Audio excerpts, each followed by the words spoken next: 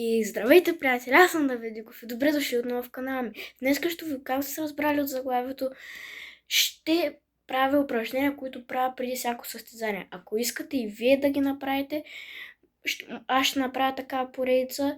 И ако искате да ги направя, се абонирайте и лайквайте, и във всяко едно видео казвам, че до края на годината гоним 1000 абоната. Нека започваме с първото упражнение. Така, хора, първото упражнение е така. Плавно, така. То дори може да го правите, то се прави по принцип 10 пъти, но дори да не тренирате тенис пак сега с другата ръка, дори да не тренирате тенис пак ви развива ръцете. Следващо упражнение. Ето така. И просто изтегляте.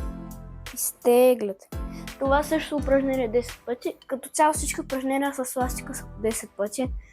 Следващо упражнение. Това също по 10 пъти, както казах. Сега с другата ръка. Четвърто упражнение с ластика. Така. Много е приятно това упражнение. Пак 10 пъти. И мисля, че последното упражнение е така. Взимате си ластика, настъпвате го с двата крака и ето така.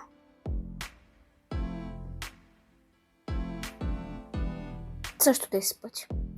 Нека да преминаваме към по-физическата подготовка, защото това бяха само ръцете.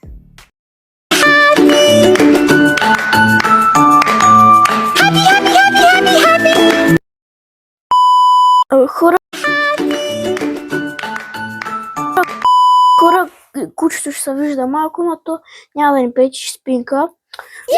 Следващото упражнение. Лягате и почвате и така. Нагоре крака. Нагоре. Ето така. Можете, ако искате повече от 10 пъти, но аз по принцип ги правя по 10 пъти. Това упражнение може да го правите и за съгрявка, и за разтягане. Ето така.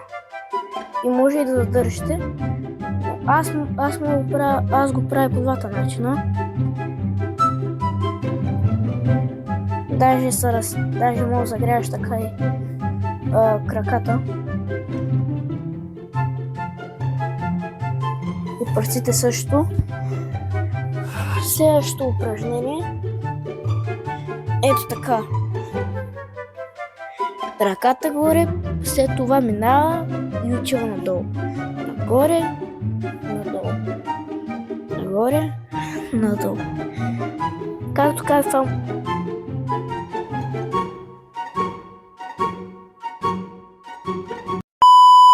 те упражнения могат да ги правите повече от 10 пъти. Нагоре, надолу. Нагоре, надолу. Следващото упражнение с примерно лявата ръка правите ето така, а десния крак с противоположния крак изтегляте. Сега с десния крак, с дясната ръка и левия крак. Оп, така.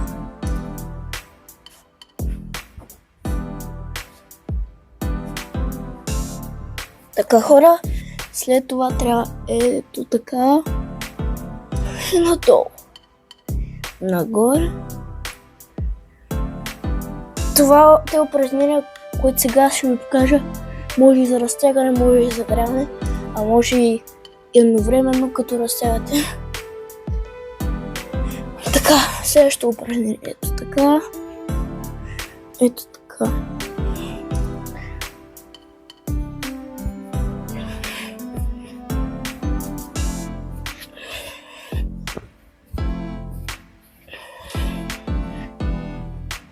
Това също е много полезно. Така, хора, следващото упражнение е така. Трябва да имате ритъм обаче. В началото не го можех, но след това ми стана лесно. Значи, вие не може да видите краката защото е близко разстояние, но скачате така и се приземявате на пръсти. Ето така. Сега с левата.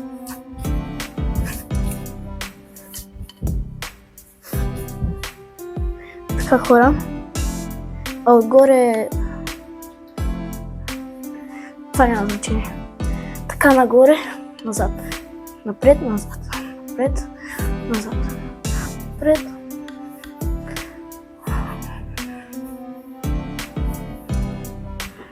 Хора, поне не мога да се обвия как е така помня. Заради стола. Но назад трябва да изпънат.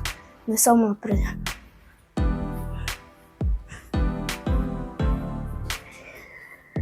Време е за динамична загрявка. На място сега е така ситно. Около 1-2 минути. След това, ако аз в момента нямам кръг, но ако имате, и така. Така. Така. Пак 1-2 минути.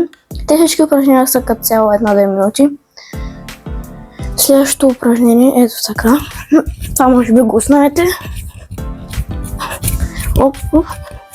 Така. Малко да се разтегне.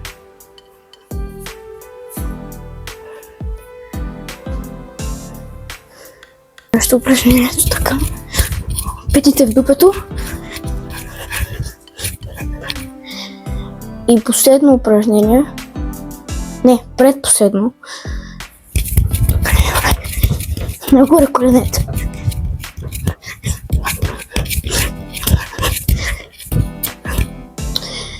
Следващото упражнение на път.